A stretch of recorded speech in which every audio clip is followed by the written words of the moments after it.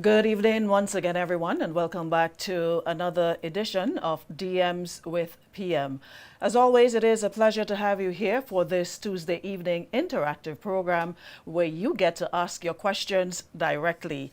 We would like to take the opportunity to say special welcome to our listeners via radio, Power FM, Star FM, We FM, GBN, Fusion FM, Vibes FM, and not forgetting our viewers on Facebook or viewers on YouTube. Welcome back to another edition.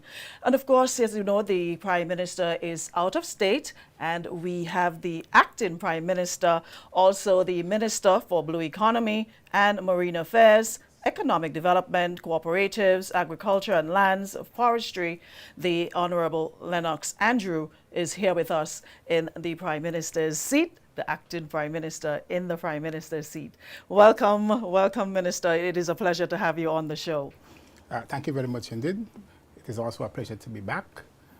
I was here maybe some months ago, but I think it's the first time I'm with you as my host.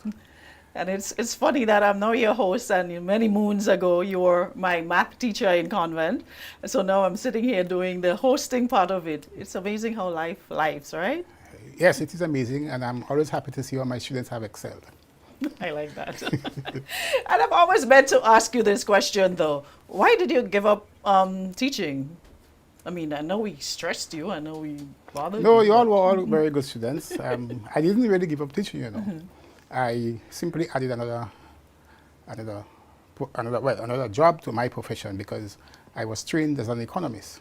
And I got the opportunity to work as an economist in the Ministry of Finance. But while I was there, I taught. In fact, I taught for about over 20 years. I was a lecturer, a part-time lecturer at the St. George's University in both micro and macroeconomics. And I had the good fortune of teaching two of my parliamentarians today, both Ministers Andy William and Ron Redhead. Mm-hmm. They were also my students. Oh, wow. Yeah. No, that's awesome. And there's another question that we always wanted to ask, but we are scared of you because you always wore that serious face. And now that I'm grown, I can ask you, why do you wear your tie over your shoulder? Well, I mean, there is no mystery that cannot be explained, I must admit. But in my early years of formation, I went to a school named GBSS. And in those days, we were young, vibrant, and we were nationalistic in our behavior. And in those days, we had to wear a tie. And I always considered the tie to be an imposition on us by the colonial master. And therefore, to demonstrate my disagreement, for want of a better word, with wearing the tie, I weighed on my shoulder. Understood. Now it makes sense. Because we always wondered. We went to every day and it's like, why Mr. Andrews has this tie over his shoulder? And all these years and you're still here. You mentioned the GBSS, and there seems to be a sense of pride for past students, like the one behind the camera right now. There's a sense of pride. How did it groom you to be who you are today? And now we're celebrating what, 100 and how many? Well, I think it was formed somewhere in the late 1885, somewhere around there. It came 141 years. Yes. Mm-hmm. Well, obviously, it's a school with a great history. It has produced many outstanding Grenadians and Caribbean personalities. Derek Walcott was a teacher here. A former president of Guyana, Desmond Hoyt, went to school here. The former governor of the Eastern Caribbean Central Bank, Sir Dwight Venner, he also was educated here. So it's really a pride. I don't want to say a privilege, but it was a meaningful opportunity to go to GBSS, and that you were expected to excel and to do well and to be able to represent your homeland and country, having gone through those years. Admittedly, the school has a very rich school song, and it says, "The prize to the one who earns it." And that in itself has meaning for us young men. Every time we sing that school song, we got a vibes that, we have to work hard to excel, we have to do well, good, and that if you want to achieve, there is only one way you could achieve, and that is work, right? So we went to school and we came out of there with a very strong philosophy that work is a source of our income, and that your place in society has nothing to do with your inheritance, your propaganda, your bribery, or your age, but it depends on your merit, exclusively on your work. And that is perhaps the strongest message that would have been inculcated in us as GBSS young men. And we left there with that philosophy, and that is what carried us through all of our early years of formation. Now I get the pride. Okay, Dwayne, you've won. So, again, welcome back, folks. If you're just joining us, welcome to the program. We're just chit-chatting with the Honorable Minister, sitting in the Prime Minister's chair today. And of course, we are just about ready to jump into the question side of things. Now, Minister, as you look back on your tenure so far, what would you say has been your most defining accomplishment within the agriculture sector? Well, maybe I should begin by putting this into context. Our early leaders went to England, our mother country, and in some cases fought and asked for independence.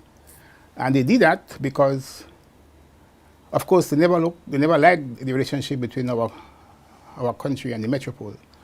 And they also were of the view that as young West Indians, as young Caribbean people, we are capable enough of developing our country. And they had a plan for the development of the region. And they called the plan ISI, Import Substitution Industrialization. And they were saying to themselves that many of the goods and services that we imported, we could produce them ourselves. Good? And so as the Minister for Agriculture, that same philosophy is what guides my behavior as a minister. As a minister, therefore, I always sought to implement economic policies that would lead to our economic independence. And economic independence means being able to produce the goods and services that we consume, but simultaneously being able to pay for those goods and services that we consume but we don't produce. And agriculture is therefore one such industry where we can, if we do it properly, we can become economically independent, economically sustainable. And in that regard, what I have tried to do since becoming the Minister for Agriculture is to make agriculture as scientific as possible, because indeed agriculture is a science. And if it's a science, then we must take a scientific approach to the development of agriculture in our country. And in this regard, we've done a number of things. We focus on education. Education. We educate our people, our young people, in the science of agriculture. So presently we have 16 young Grenadians pursuing studies at the School of Agriculture in Guyana. We have another one who is doing his PhD in soil science.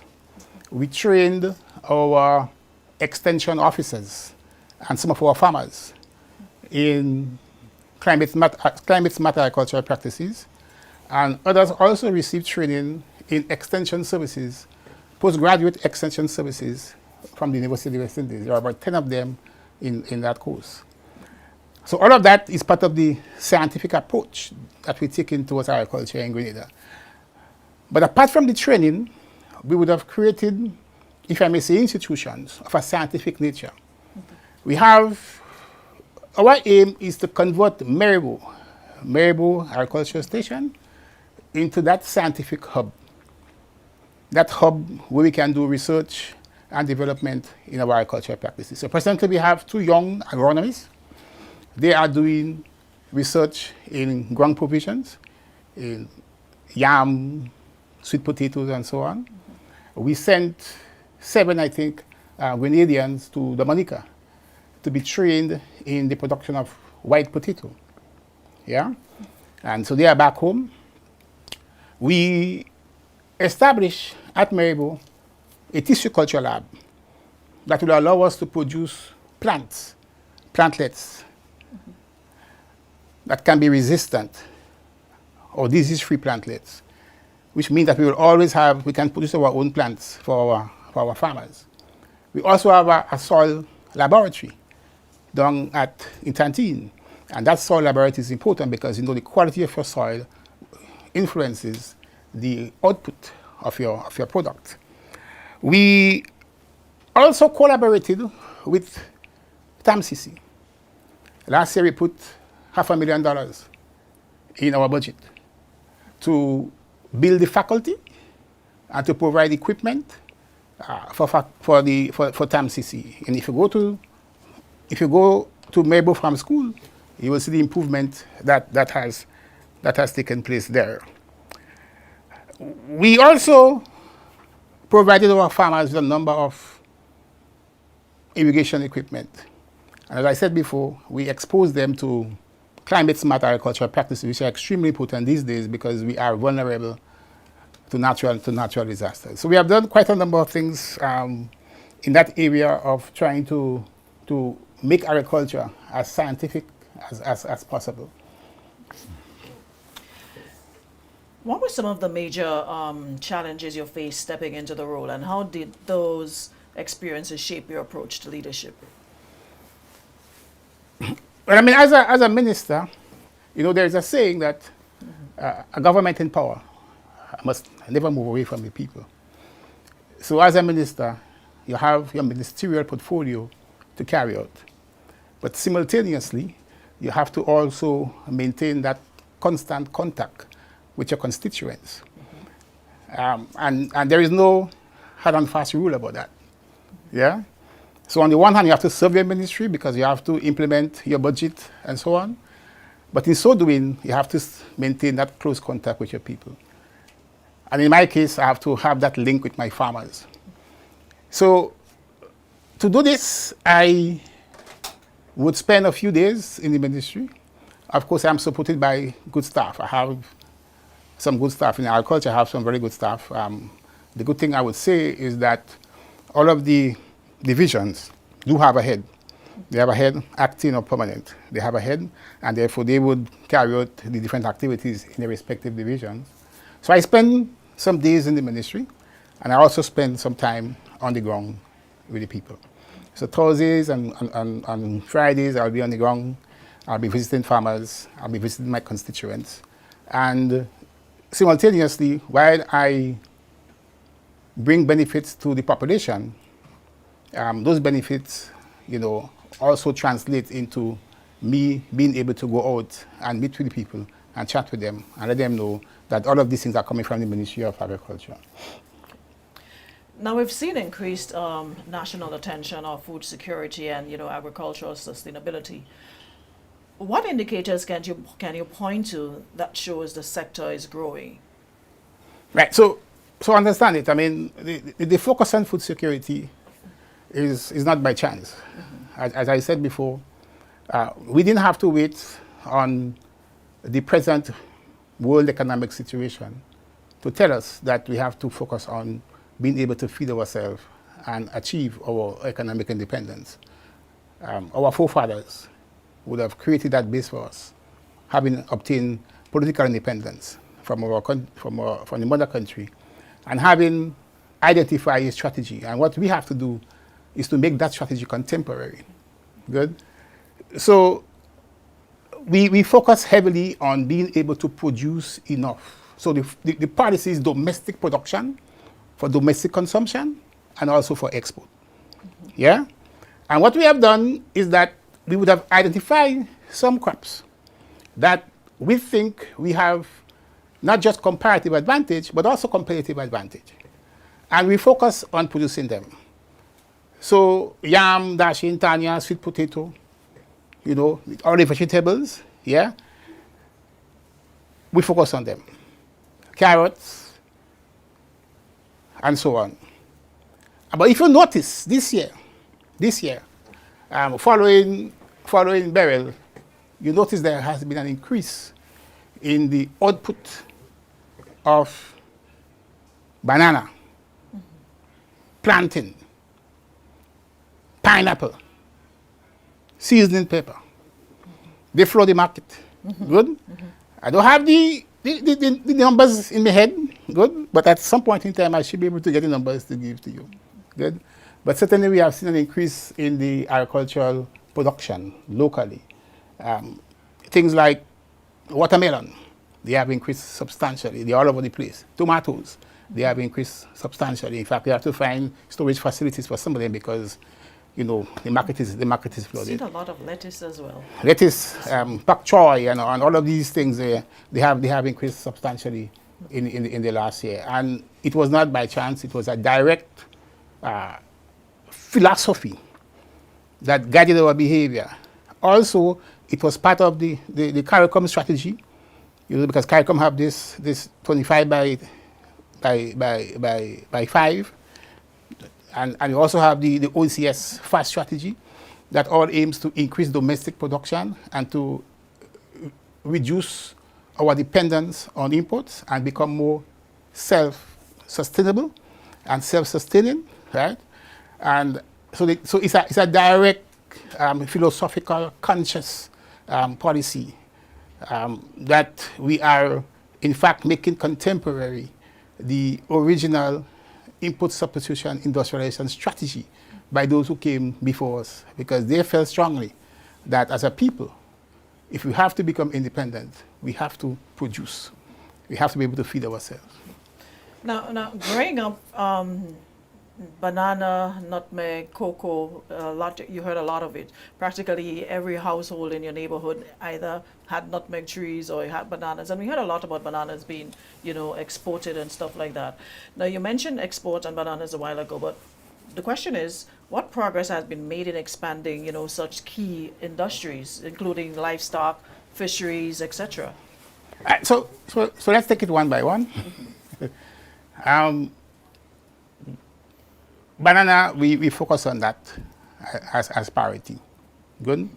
We identified farmers. We have a program called ADAPT, Agricultural Development Assistance Program. In that program, we identify farmers and we provide assistance to them. We give them the inputs. We may assist them with drainage, clearing the land. Good? We pay for all that together with the inputs. So all they have to do is to produce. And we say to them, you produce banana, you produce carrot. We will assist you in those areas. So that's one of the approaches that we have taken. The program is some 3-4 years old. It will resume again early this year. I mean, this year sometime, it will have started this year. Good. After cocoa, after beryl, we provide quite a lot of assistance to farmers. And we gave out over $34 million in income support to farmers. While we say income support, farmers were encouraged to utilize or to plow back, put it that way, some of that money in the land. So some of them bought fertilizers. At that time, we had a fertilizer program where you could buy 1 kilo for $1. So you can get a 50 bag kilo for $50. And many of them said to me the fertilizer was of a very high quality. Good. And so they plow back some of that money in the land. Some of them also bought, they went to Marybone and they got the plantlets. So some went back, so some went back in the land. So we had that $34 million that we gave to them. Under the nutmeg, specifically, we, just before beryl pass, we had provided the Cocoa and Nutmeg Association with insurance. So we actually paid $500,000 to an insurance company. When Barrel passed, we received $3.4 million in premium payment. And that money also went back to the farmers. And they used some of that back in the land. But more than that, we have a spice replanting program in which we gave the GCNA $1 million. And they would have identified the nutmeg farmers and provided them with the necessary support that they need with the nutmeg plants, the fertilizers, and so on. And from the latest report I got, over 250 farmers were beneficiaries of that program. Good. In the area of animals, I think you mentioned animals as well. So we have a small ruminant program in place. You may recall that last January, we brought in 466 pigs, goat, and sheep. And these animals are part of our breeding program. These animals are not for eating. We're not going to consume them. They're not for eating. We have a breeding program in place, which means that we're going to distribute these animals to individuals. We'll do some ourselves, but we'll distribute them to individuals. And we do it in a way that it's serious, because we ain't giving the animal just so. You have to sign an MOU with us. And the MOU says in part that if the animal dies, you're in trouble. You're responsible. Right, so we have this breeding program in place. We have already started the distribution of the pigs.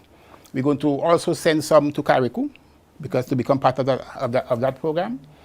And so the breeding program has started. Our aim is after 3 years, we should be able to become self-sufficient in meat production.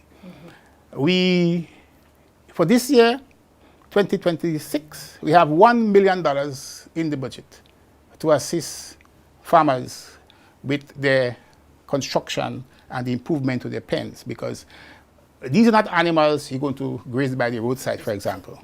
Not a pig you want to tie it in the bush. You know, you will be training in proper animal husbandry. I like that. How to take care of them. Good. So we are improving, the quality of what we do with this program. So we have this in place, and I want to say that we're moving ahead with this because we have recruited some more vets, and there will be an announcement pretty soon for persons who have an interest in the breeding program to fill up a form. You can go to the extension districts. There'll be a form there for you to fill up. In other words, you apply, and then you will be studied.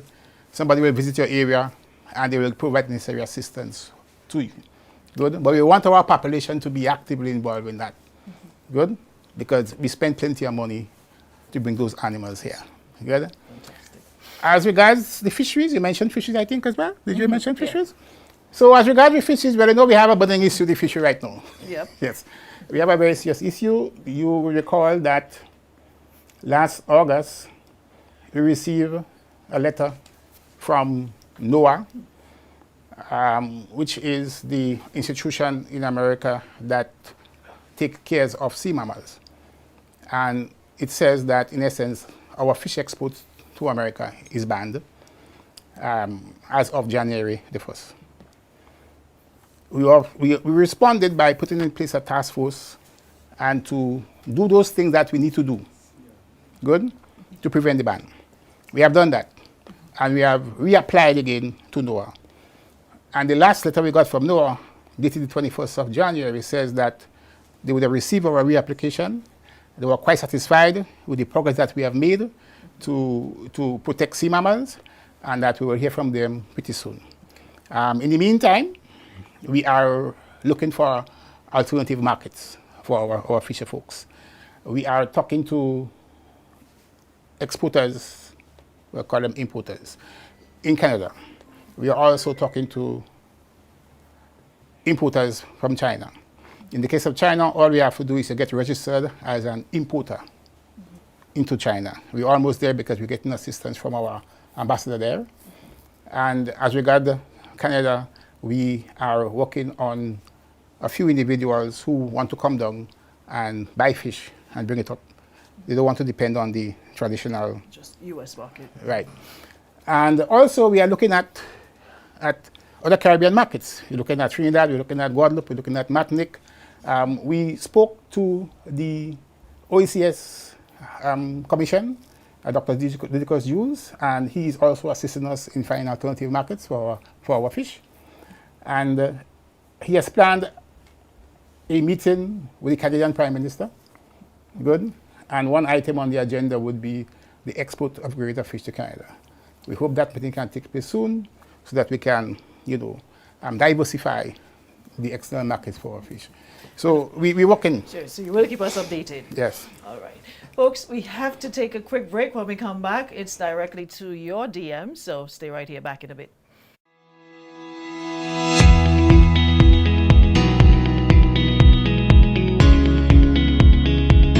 As part of commemorating and celebrating CARICOM's Energy Month for the year 2025, I am happy that my ministry have been able to launch a flagship program for us, My Baby, the Solar for All. Solar for All is really and truly about bringing clean, reliable, renewable energy to low and middle income households, whereby we are able to help with the cutting down or the lowering of electricity bills and costs for these households. And what we have been able to do is twin it with some of the assistance that government already has in place. We have targeted in the first phase persons who are within the low income and middle to some extent strata, where the housing program underneath the Ministry of Social Development and Housing were able to give these recipients and beneficiaries a home that they can call theirs. And for those households, we have been able to step into giving them the solar energy. For the past 6 years, I've been going through some health problems, and we've been going through a lot because I was diagnosed with lymphoma cancer, and it's been tough. So we had to be renting and up and down and stuff, and then I go to the minister and she helped me out. Thank God. I appreciate it and everything, and she gave me on the housing project, put me on that, and then now we on the solar project. Ultimately, what we want is to ensure that our homes are much more resilient, and that in the event that there is a hurricane, there is a storm, any other natural or tropical disasters, that our families and our household owners can bounce back almost immediately. So solar is the way, renewable energy is the way, and I'm happy that we're able to do this so that the people on the ground who we represent, who I represent, feels it and understands the importance of the ministry.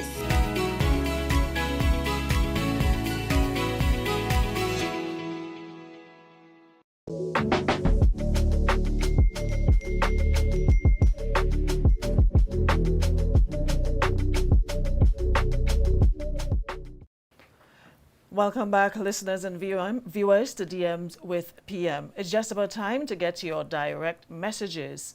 So let's check out your questions. Princessa Isabel says, are there plans to establish a center for marijuana studies? A center for marijuana studies. The truth is that there are many centers for marijuana studies around the Caribbean and all over the world.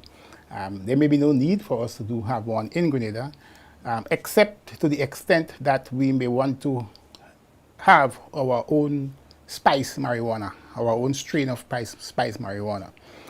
But there is, in Jamaica, a center that does quite a number of research on marijuana. It is headed by a young Dominican PhD researcher. And there are a number of research taking place. So we did not agree as yet on if there is a need for a specific research center in Grenada. But what we are now doing, once the decriminalization bill becomes act, we are going into the next phase, which is the legalization. And with the legalization, we want to develop an industry. And obviously, an industry will require research. Good, so it will come as part of the industry development, which is down the road and is not in place as yet. And we have recruited and will be recruiting some consultants to help us to define what kind of marijuana industry we should establish in Grenada. But that is work in the pipeline. We have another question from Rochelle. What public education initiatives are planned to help not only farmers, but the public understand the legal, medical, and agricultural aspects of the industry? Good. So the committee, the marijuana committee, has right now a schedule of public consultations starting this month, going right into March. Good. And in that schedule, they plan to meet with virtually all of the stakeholders in Grenada. I don't have the details here with me, but that schedule is available. It was sent to me not too long ago. So that's the plan. There is a schedule in place for engaging our population on the bill, and also on providing information on the establishment of a marijuana industry in Grenada. Alrighty, I think we are about ready to check in with Norris for DMs from the streets. So let's see what our questions look like this week. Good afternoon, sir. Good afternoon. Welcome to DMs on the Streets. Oh, nice to be. All right. What's Nice your to be name? here. My name is Marlon Thomas. I'm the farm manager of Maribor Farm School, TAMCC, and it's nice having you, Mr. All right. Francois. Well, ask the question to the minister. Well, more or less not a question. I just want to say thank you, Minister Andrew, for your input in financing the Maribor campus. I have seen an improvement over the few years you guys are in office.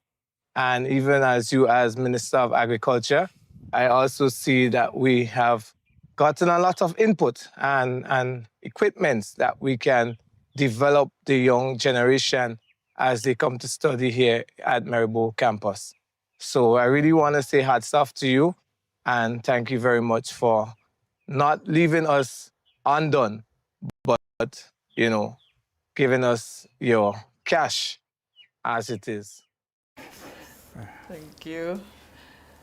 We have another DM from the street. Additionally, I have a question though. A lot of the older farmers I notice are going out. In the sense of going out, they are not able to go to farm as before. Now, how can we get the younger farmer, starting from the primary school level, in love with farming? What can we do? Okay, so thank you very much for the question. I first want to make the point that when it comes to the farmer's age, we make a distinction between the farmers that are involved in, if I may say, legacy crops, the traditional crops, the cocoa and the nutmeg, right? And then we also have what we may call the emerging crops, like the cash crops, What we find is that the farmers who are involved in the legacy crops, the average age is somewhere around 50, 55. And of course, most of the younger people are involved in the cash crops, yeah? What we observe is that many of our young people are in fact going straight into many of them are going straight into the cash crops, into the emerging crops. But apart from that, we are working on getting our young people to be actively involved in farming. So what we have done is that we are focusing on the 4-H. Good? We are focusing on the 4-H. We now have 68 schools in Grenada that have 4-H. Okay. Good? And sometime last year, we would have revitalized the 4-H in Carriacou as well.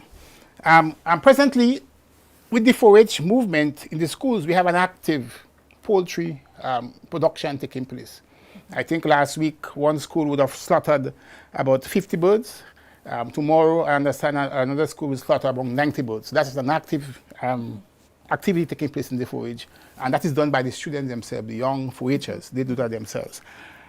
And we are also now focusing on a rabbit production in the 4-H. We're helping them build their pens, build proper pens for them, and teach them how to rear rabbits. That's happening right now in the schools. We're going to also introduce hydroponics as well among the young poachers in the school. And we hope in that way we can get more attention, more attraction, and that more young people would be involved in the agricultural sector.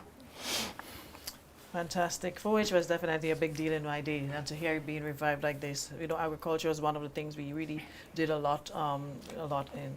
But I just add, because just this morning, we collaborated with the Ministry of Education to rebrand our school feeding program. Good? And that school feeding program is now called Healthy Start Nutrition Program. Healthy Start Nutrition Program. And in that program, the Ministry of Agriculture would now be providing the food, the banana, the yam, the dashing, and so forth. We will now be providing those things to the school so that our young people, our young children can now eat healthy. Less salt, less sugar, and less fat. Good? Make them more healthy, but we'll also get them involved in preparing food themselves. And that's part of the Healthy Start program that we have. And we are working with the Ministry of Education in that regard, and that program was launched this morning. So we're working. We have another DM from the street. Well, good afternoon, ma'am. Welcome to DMs on the Streets. What's your name? My name is Amanda Charles Francis. And you currently work at? I work at the Marable Abattoir department from the Ministry of Agriculture. Well, ask the minister your question. Okay, my question is, Minister, as it relates to regularization, I'm speaking on behalf of the people in the Ministry of Agriculture. What is the status for our workers, especially workers exceeding 10 years and more in temporary positions or, as you call it, non-established? All right, so that's a big question. And I begin by saying that it is the government policy to have public servants regularized. Good?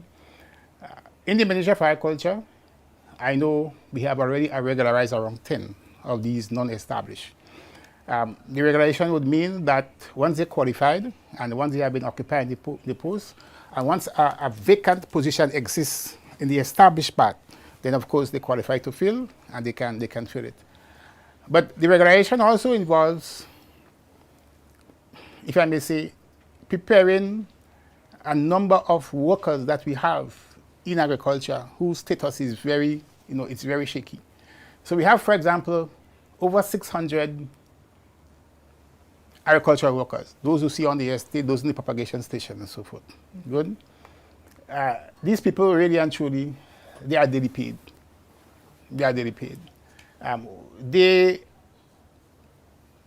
When they retire, all they get may be some gratuity payment. Good? We have to find a way to look after them. Because some of them may work 10, 15 years.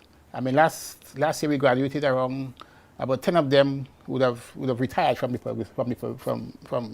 government work on the estates. And all we gave for them was a gift, thank you, and a gratuity payment.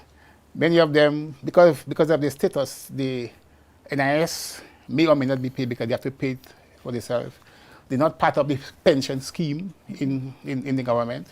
So, so we are thinking about presently how to treat with these workers. While simultaneously, we look at those who are on the non-established staff, the extent to which we can have them graduated and become established staff. We are also working on that, and we have done, I think, 10 already so far.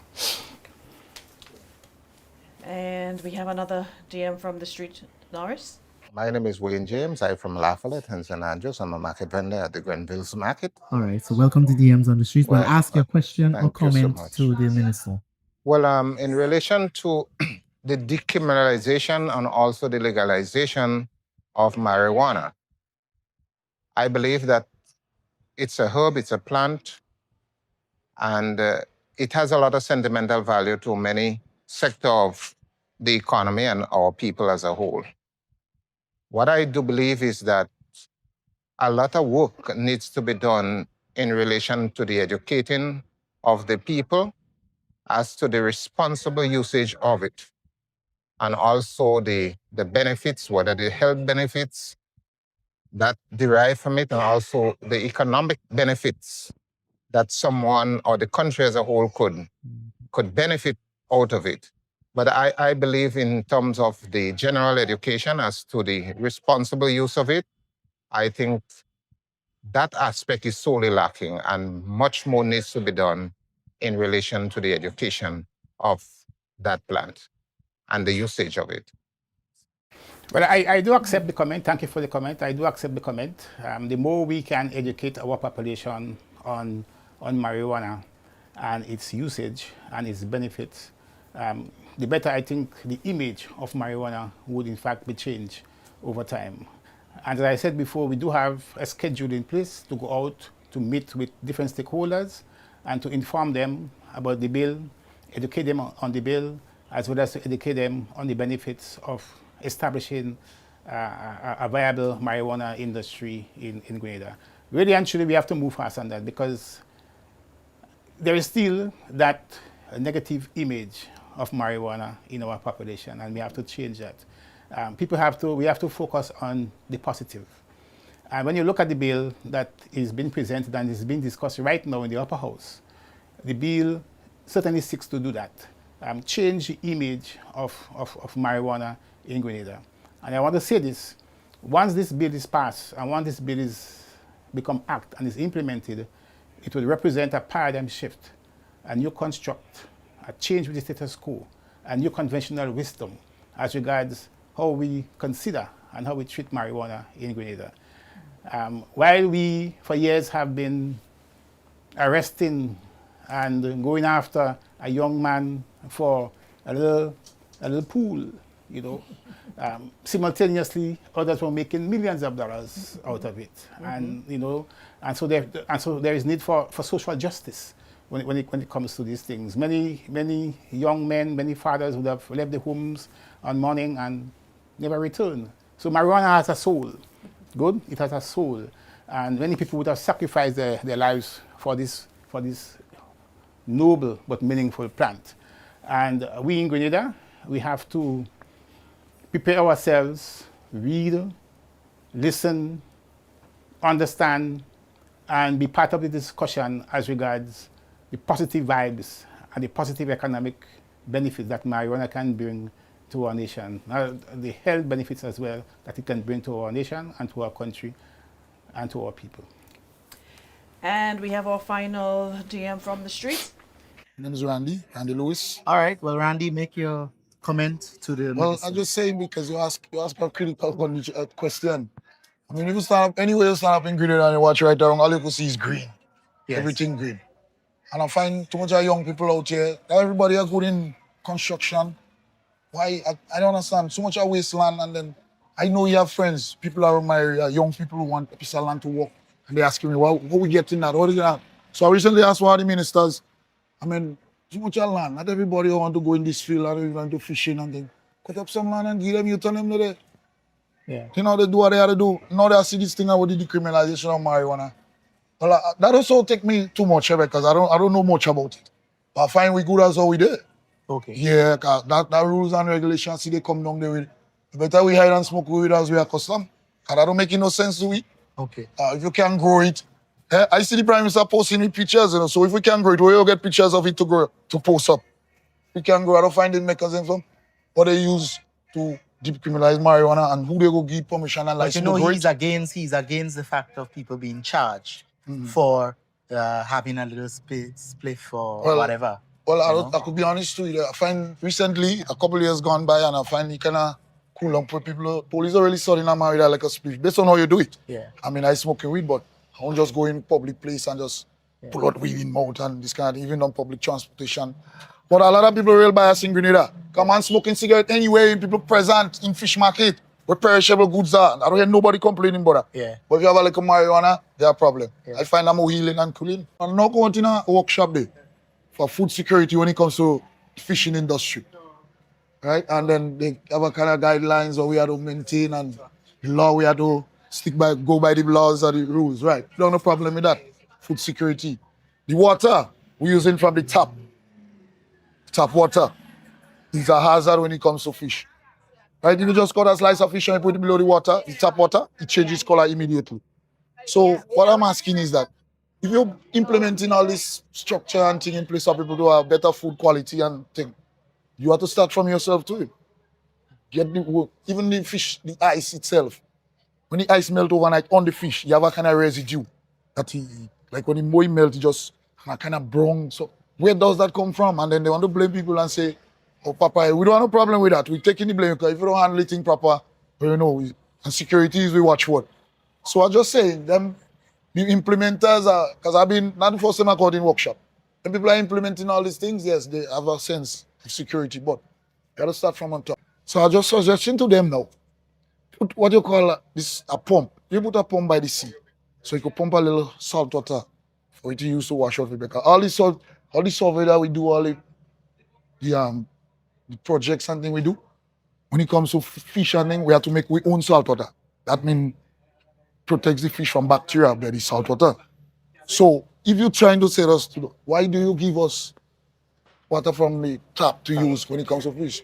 Put a pump in the sea and pump some fresh salt water for us. That's not rocket science. Education, education, education. Yeah, I mean, a lot of what he said is sensible, I must admit.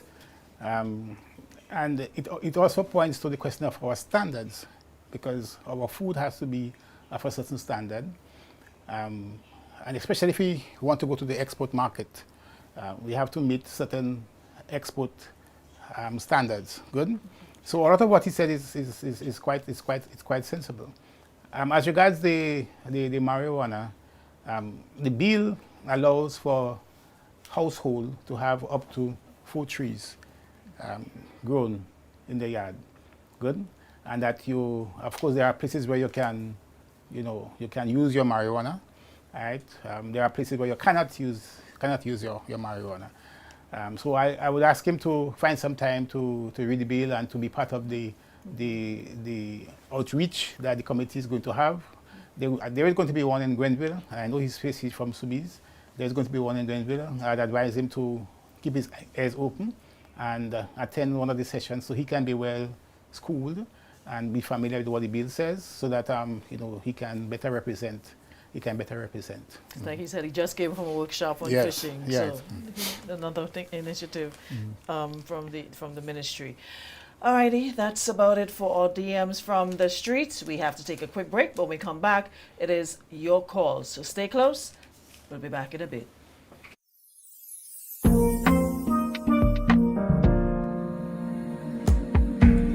It's like the water pure and clean. It's a comfort anytime you need it. It's for everybody, fresh and green. You can count on us, there's nothing like it. It's homegrown. It's island pure. It's homegrown.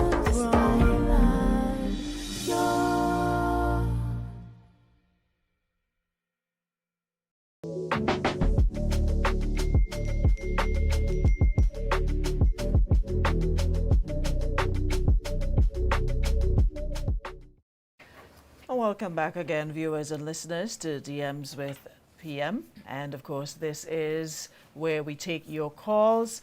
423-3104. If you have a question you'd like to ask the minister, feel free to do that. 423-3104. We have a caller online? Not as yet? All right, so while we await your calls, Minister, we have another question since we are speaking about, cannabis, marijuana.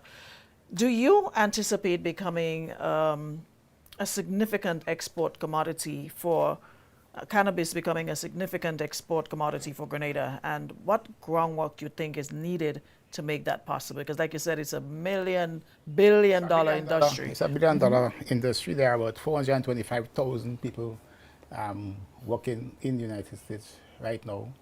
And it's over $30 billion last year revenue sales from the industry. So it's a $1 billion industry. The issue is what kind of industry, what kind of marijuana industry will be best suited for Grenada. That would require that we do the studies. So we're going to recruit consultants, and they would provide to us what is the best model of marijuana industry we should have in Grenada. Should we go through the full value chain of planting, growing, harvesting, and of course, extracting for the medicinal purposes? Or should we just simply be an importer of the final products? That study will help us to define what is the best model.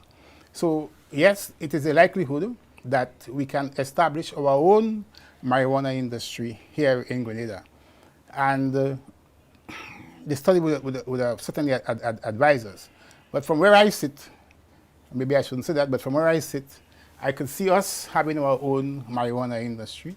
I could see us developing our own strain, have if I may call it, a spice marijuana, right? Our spice, our own spice marijuana. And we package it like this. And we package it in a particular way, which we can of course extract the medicinal byproducts out of it and export them and earn foreign exchange. So it could become another industry in Grenada that will expand our economic base, create more opportunities for income, employment, and output, and of course make Grenada a better place to live. Because there are so many people who are of the opinion that marijuana's only use is for smoking. And there are so many things that are derived from it, from the oil, from even cloth being made out of it. Yes. There are so many things that you get from that plant. Yes. That, again, like I said, education is so very important. And not just see it as, oh, people smoke, people, Yeah, so it has very strong medicinal and therapeutic value. And I think that's one of the areas that we have to focus a lot on for our people, to get that new image that we want our people to get of marijuana. And yes, I think the industry would be that area we're going to focus on. How we're going to build that strong industry to generate more income, employment, and output, and to give a new image of marijuana in our country. We have a caller online. Caller, good evening, welcome. Go right ahead with your question. Minister and host, how are you this evening? We're good, thank you. I'm concerned about getting a license. I got glaucoma, and I'd like to know, you haven't set the price yet, but as far as the EC dollar is concerned, could you give me a rough estimate as for the license and permit for medicinal and industrial hemp? According to St. Vincent's EC dollar, would be the same. I know it won't be the same price, but guesstimate ballpark as to how much of the license and permit for medicinal and industrial hemp. Well, I mean, it will be difficult for me to answer that and to give you a number at this stage. As I said before, the studies have to be done, and once the study is done, then you will get a sense of, what's the fees are to be charged for your licenses and so on. The consultants are going to recommend that to us. But I do not want to say to you now that it's going to be $8 or $8 plus $1. It's difficult for me to say right now. So let's wait until the studies are being done, then the market analysis is being done, and then the recommendation will come as to what price we can offer for the fees or for the licenses and so on. Okay. We have another caller online? Okay. So in terms of, a while ago you spoke on, the export part of it, the larger market part of it. But in terms of home, what systems or support mechanisms are being considered to ensure that local farmers, not just the large investors, benefit from cannabis-related reforms? Right. So here we have an issue with land and the competition for what you're going to use your land for. I could say to you right now, what we see happening is that, given the fact that we have limited land space, we have to be careful how we allocate those limited land space, because there is competition for land for cocoa, nutmeg, banana. There is competition for land for cash crops. Good. And if marijuana comes on the scene, there'll be competition for land as well. So we have to have a proper land use policy in place and a land allocation policy in place. One of the thinking is that we can have government estates specialized, let us say, in traditional crops, and we can have the individual small farmers and so forth specialized in the cash crops. But what we do not want is that when we establish a marijuana industry, we do not want it to be as exists, let us say, in St. Vincent. In St. Vincent, what we see happening is that the large producers are mainly are from outside. Good? And the local Rastafari who have a history of planting, they're somewhat not so actively involved. It's pushed to the side. Yeah, yeah. So we want to be able to put a structure in place where we make sure that our local growers, and which also included the Rastafari, and they were the ones who've been pushing this for decades, they don't get left behind. And therefore our thinking is that we must identify a particular piece of land in Grenada, maybe an estate, good, that we can allocate to them, and so to them, to ensure that you are part and parcel of this new industrialization. This is your area that we can give to you, give you a long list or so, right, for your production. And that's the plan that we have in our head. And I've been saying to the Rastamen when I met with them, in fact, because he asked me this same question, how do I ensure that they get involved? When I said to them, organize yourselves. Organize yourself in some kind of cooperative, in some kind of a good, so that we can look after you. But right now the Rastafari have 1, 2, 3, 4. You have Nabingi, you have this, you have that, and they ain't coming together as one. So if you have a very strong institution, then it becomes easier to work with you, and it becomes easier to ensure that you are part and parcel of this new industrialization. Caller, good evening. Welcome to the program. Go right ahead. Good evening. Good evening. Go ahead with your question. Yeah, my name is Dominic Paul. I'm calling from the Northeast in St. George's. I have over 5 acres of land. It was an estate there with cocoa, nutmeg, and many other things, but it's in all bush right now, and I need help to bring it back. I would like to know who I could speak to. All right, so Cora, thanks for the question. And we have right now what is called the ADAPT program, Agricultural Development Assistance Program. It was initially the Farm Labor Support Program. Good. What you have to do is to get in contact with your extension officer in your district. You said you're from St. George's, you said you're from? Yes. So there's a Southern Agricultural District. Good. There's a Southern Agricultural District. You can go there and get registered as a farmer who requires or who is seeking for assistance to clear your farm and to help you to provide you with some inputs for your farm. Good.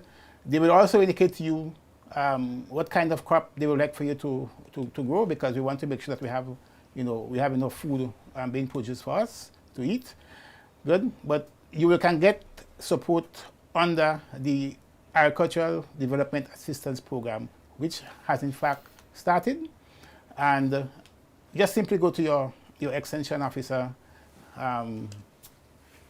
that division, and they should be in a position to assist you and to guide you. And we have our final call. Caller, good evening. Welcome to the program. Go right ahead. A special good afternoon to you, Arona. Good evening. And to my former basketball president, Mr. Lennox Andrews. Mr. Lennox, this is Big German here. Happy New Year to you. Thank you, German. Yes, yes. You know, I that kind of fella, I had to deal with it, but I learned a lot from you when you was president of basketball. Let me break it up. Well, I know yesterday was Andy Williams' birthday, and yesterday was my birthday, and Arona's birthday was Sunday.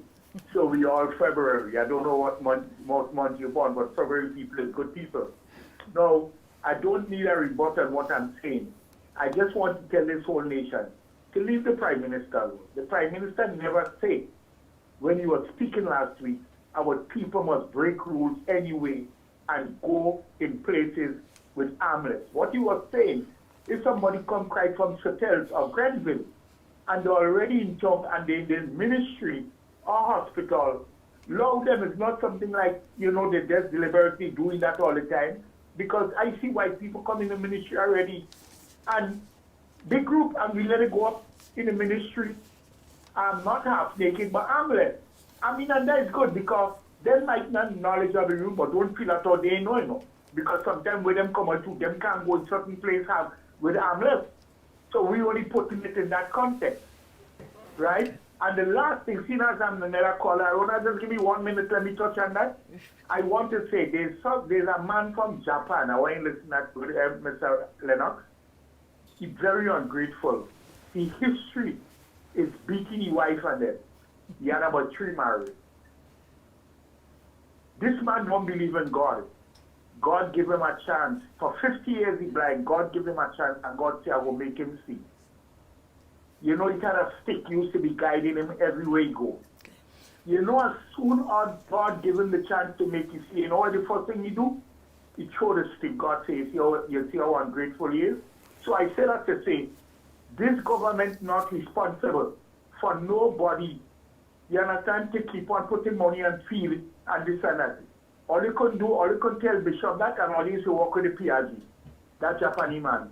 Leave the government and thank you. All right, have a good one. All right, so thank you, German, and good to hear your voice again. And thanks for the many compliments. I forgot I was about to say, that's another hat you forgot. Yeah, I totally forgot I was actively involved in basketball in my years of youthful exploits, you know. You are actively involved in the community, and yes. that is one thing, you know, folks can always say you've been involved in the community. Yeah. All right, well, Minister, we are at the end of the program. Final word, of course, you mentioned about the livestock that you wanted to touch on quickly. Yes, I mean, the livestock, we are asking people, Grenadians who have an interest in being part of the livestock program to go to the extension offices and sign up. You will be considered. And in closing, I want to say that I want to express my thanks and the ministry's thanks to the ministry staff for the support they have given to us. And that in our work, we collaborate very closely with regional and international institutions, and of course with government. So I want to say thanks to ICA, thanks to CARDI, thanks to the FAO, and also thanks to the People's Republic of China, based here in Grenada. The office that we have in St. David is a very useful office for us. We are now in signing, and we have already signed, so we are about to implement our 9th program with them. One aspect of that program is that they're going to construct a hatchery, right? A poultry hatchery, and also a hatchery, rear the birds, and slaughter the birds. Good? And it will be a training program for young Grenadians. They can go there and see how to take care of the birds. So that will come on stream sometime this year when we start to implement the program. So all in all, I think our ministry is doing very well. We are working without rest to ensure that we reduce our dependence on external shocks so that when the world changes, we can in fact be in a position to look after ourselves, to feed ourselves, and also have enough to feed our neighbors as well. Thank you very much. Thank you so very much, Minister. Another informative and, of course, interactive DMs with PM. Next week, we'll have a very special program. We'll have a youth-focused DMs with PM, and we invite you to be part of it. It will be another awesome one with the youths, by the youths, for the youths, with the PM. So until then, thank you so very much to our partner stations, Power FM, Star FM, We FM, GBN, Fusion FM, Vibes FM. Thank you so very much to our listeners. Thank you so much to our viewers on YouTube and Facebook. Thank you so very much to the Minister for sitting in for the Prime Minister. And thank you so much to the technical team and our producer for making this week's episode possible. So until next time, have yourselves a great Tuesday and the rest of the week. And thank you so much for tuning in.